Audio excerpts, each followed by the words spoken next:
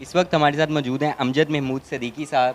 Project manager مسلم hands. ان سے جانتے ہیں کہ یو جی نیوز نے آج اپنی گاڑیوں کی اوپننگ کی، اس بارے میں آپ کا کیا اظہار رائے ہے؟ ماشاء اللہ جی، سب سے پہلے تو یہ ہے کہ یہ بابا صحافت مولانا ظفر علی خان کا شہر ہے، تو اس میں ایک اور چینل کا اضافہ بڑی خوشائند بات ہے،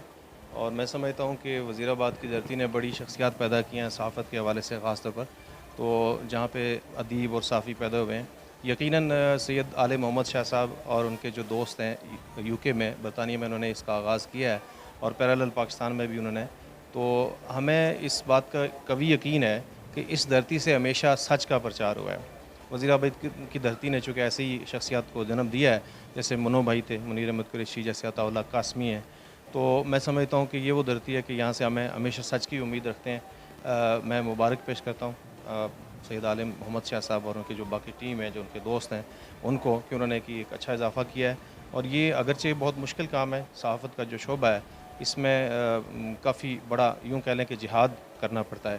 تو اللہ تعالیٰ آپ کو اس میں کامیابی نصیب فرمائے۔ اور میرا چونکہ مسلم ہینڈز پاکستان کی مینجمنٹ سے، ان کے جو مینجمنٹ ہے اس کے سے تعلق ہے، تو میں سمجھتا ہوں کہ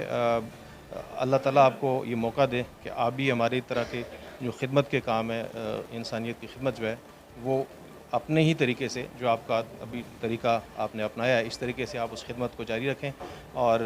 جو سوشل ایولز ہیں اس کے خلاف جو ہے نا آپ آواز اٹھائیں، جو دنیا کے جو ہمارے پاکستان کے خاص طور پر یا جہاں بھی اللہ کرے